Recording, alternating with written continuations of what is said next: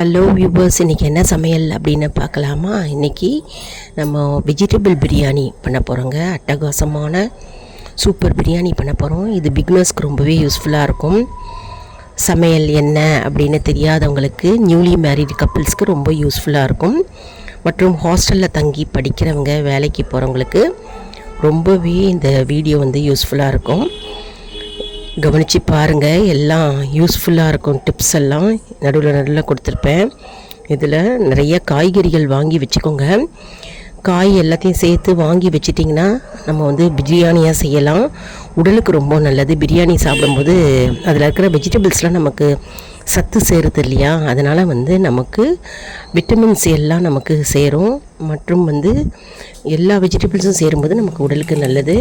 இப்போ குக்கரில் நம்ம வெங்காயம் போட்டுக்கணும், பச்சை மிளகா, மிளகு 3 மிளகு, சீரகம், சோம்பு, இஞ்சி போட்டு நம்ம லேசாக எண்ணெய் ஊற்றி 2 குழிக்கரண்டி எண்ணெய் போட்டு வதக்கிக்கிறோங்க. பட்டை போட்டு வதக்கிக்கிறோம். அப்புறம் கேரட்டு, பச்சை பட்டாணி எடுத்து வச்சுட்டுருக்கோம். நல்லா அலம்பிட்டு, அப்புறம் தக்காளி, இஞ்சி தோலை சீவி துருவி வச்சுட்டுருக்கோம். அதுலேயும் கொஞ்சம் இஞ்சி போட்டுருக்கோம். நம்ம இதெல்லாம் போட்டு நம்ம லேசாக வதக்கிக்க போகிறோம். அப்புறம் பாஸ்மதி ரைஸ் அலம்பி எடுத்து வச்சுட்டுருக்கோம். 1க்கு 2 டம்ளர் தண்ணிங்க. இது பட்டை போட்டுக்கிறோம். நம்ம கிராம்பு 2 கிராம்பு, ஏலக்காய் போட்டுக்கிறோம் 2 ஏலக்காய்.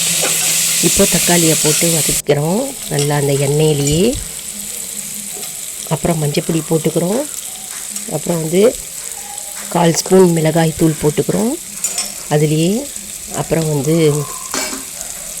நம்ம சீரகப்பொடி, மிளகு பொடி போட்டுக்கிறோம். மிளகு பொடி கொஞ்சோண்டு பெப்பர் போட்டுட்டா டேஸ்ட் என்ஹான்ஸ் பண்ணும். அப்புறம் வெஜிடபிள்ஸ் எல்லாம் போட்டுக்கிறோம். பீன்ஸு, கேரட்டு, பச்சை பட்டாணி போட்டுக்கிறோம். என்ன வெஜிடபிள்ஸ் வேணுமோ நீங்கள் போட்டுக்கலாம். உருளைக்கிழங்கு கூட நீங்கள் சேர்த்துக்கலாங்க, ரொம்பவே நல்லாவே இருக்கும். அப்புறம் நம்ம பெப்பர், மிளகுத்தூள் போட்டு நம்ம ஏற்கனவே சொன்ன மாதிரி வதக்கிக்கிறோம். இஞ்சி போட்டுக்கிறோம். அப்புறம் தயிர் போட்டுக்கிறோங்க. 2 கரண்டி தயிர் ஊற்றிக்கிறோம். ஊற்றி லேசாக நம்ம பரட்டிக்கிறோம். அதாவது 1 கப்பு ரைஸுக்கு 2 டம்ளர் தண்ணிங்க.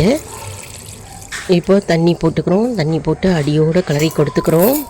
புதினா இருந்ததுன்னா புதினா இலையை கிள்ளி போட்டுக்கலாம் அலம்பி. உப்பு போட்டுக்கணும், தேவையான அளவு உப்பு போட்டு நல்லா கிளறிக்கிறோம். நெய் ஊற்றிக்கிறோம், 2 ஸ்பூன் நெய். குக்கரை போட்டு மூடிக்கிறோம். அருமையான பிரியாணி, வெஜிடபிள் பிரியாணி ரெடிங்க. ரொம்ப அட்டகாசமாக இருக்குங்க, செம்ம டேஸ்ட்டுங்க.